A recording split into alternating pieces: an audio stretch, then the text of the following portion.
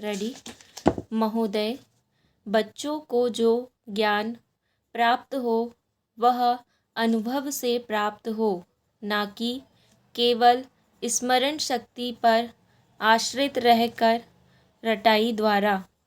उन्होंने सोचा था और उच्चतम शिक्षा शास्त्रियों का भी यही विचार है कि इस प्रकार से प्राप्त ज्ञान बच्चों में जागरूकता, कार्यकुशलता, स्वतंत्र भावना पैदा करता है, जो इस जीवन के संग्राम में बहुत सहायक हो सकता है।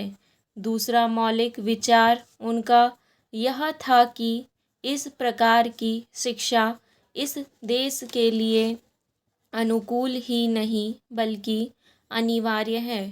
बच्चों से जो कुछ भी काम कराया जाए वह उत्पादक काम हो और उससे जो कुछ भी पैदा हो उससे शिक्षा का व्यय यदि पूरा नहीं तो अधिकांश निकल सके, क्योंकि यदि शिक्षा का व्यय दूसरे प्रकार से निकालने का प्रयत्न किया जाएगा तो वह बोझ इतना बड़ा होगा कि शिक्षा सार्वजनिक नहीं बन सकेगी। पिछले वर्षों में जो कुछ भी विचार किया गया था या प्रयोग करके देखा गया, उससे जहाँ तक मैं समझता हूँ वही निष्कर्ष निकाला जा सकता है जो पहले सम्मेलन में हुई बहस से निकाला जा सकता था। हमारे शिक्षा शास्त्रियों ने इस पद्धति की अनुकूलता और श्रेष्ठता तो मान ली थी, पर उनकी दृष्टि में इसके द्वारा शिक्षा का व्यय निकालना असंभव ही नहीं, अनुचित भी था। प्रयोग से देखा गया है कि इस पद्धति की उपयोगिता है और इससे पूरा नहीं तो अधिकांश व्यय निकाला जा सकता है। यह मैं प्राथमिक और माध्यमिक शिक्षा के संबंध में कह रहा हूँ। पैरा।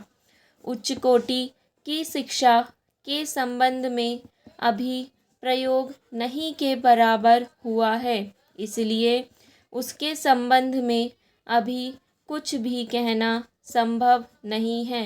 इतना होते हुए भी हम देखते हैं कि इस पद्धति को उतना प्रोत्साहन नहीं मिला और न इसका उतना प्रचार ही हुआ जितना होना चाहिए था और जितना राजस्व प्राप्ति के बाद हम कर सकते थे। इसका कारण जहाँ तक मैं समझता हूँ यही है कि इसकी उपयोगिता प्रमाणित होने पर भी पुरानी पद्धति पर जो आस्था थी वह अभी दूर नहीं हुई है और इसी कारण शिक्षा के काम में जो व्यक्ति लगे हुए हैं उनका ना तो इस ओर ध्यान गया है और ना उन्होंने इस विषय पर गहराई से चिंतन ही किया है। पैरा। आज भी हम इतना ही कह सकते हैं कि इस पद्धति का अभी केवल प्रयोग ही किया जा रहा है। इसे राष्ट्रीय कार्यक्रम मानकर हमारी सरकार ने उसको चालू करने का निश्चय नहीं किया और क्रियात्मक रूप से कुछ करने की बात तो नहीं के बराबर ही है। उसका परिणाम यह हुआ है कि पुरानी पद्धति की संस्थाएं दिन प्रतिदिन बढ़ती जा रही हैं और शिक्षा पर सरकार जो कुछ भी व्यय कर सकती है या करना चाहती है उसका बहुत बड़ा अंश उस पद्धति को ही बनाए रखने में व्यय हो रहा है और इस पद्धति को बहुत कम प्रोत्साहन मिला है। मेरा अपना विश्वास है कि शिक्षा में मौलिक परिवर्तन अवश्य किया जाएगा। पैरा। महोदय, बहुत बड़ा अनुभव और लोगों की कही सुनी बातों से, देखे हुए दृश्यों से और कुल तथा समाज की परंपरा से प्राप्त होता है। सिनेमा का इस सभी प्रकार के ज्ञान की प्राप्ति में सहायक हो सकता है, क्योंकि यह मनुष्य की दृश्य और श्रव्य अनुभूतियों के क्षेत्र को बहुत ही बढ़ा सकता है। यह एक साधारण सी बात है जिसे सभी जानते हैं कि केवल सुनी सुनाई बात की अपेक्षा हम पर देखे हुए दृश्य का प्रभाव अधिक पड़ता है, और यदि हम सिनेमा द्वारा किसी चीज़ को देख लेते हैं तो उसका उतना फल तो नहीं हो होता जितना स्वयं आँखों द्वारा देखने से मिलता है। उससे तो कहीं अधिक अमिट छाप किसी के सामने किसी दृश्य के वर्णन करने से पड़ती है।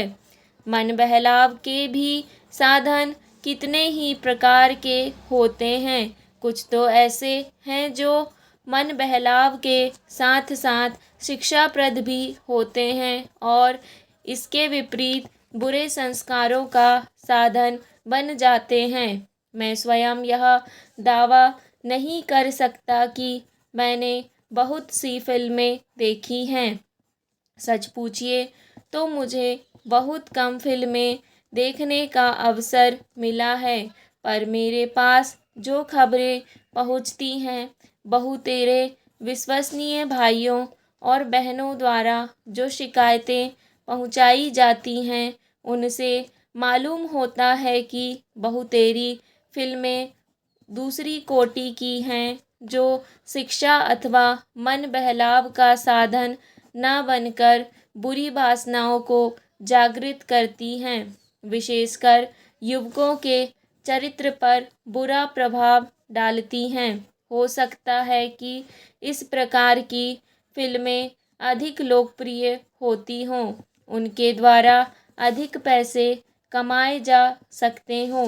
कुछ लोग यह कह सकते हैं कि फिल्म निर्माताओं का काम ऐसी फिल्मों को बनाना है जो लोकप्रिय हों, क्योंकि वे एक प्रकार की मांग को पूरा करती हैं। पैरा।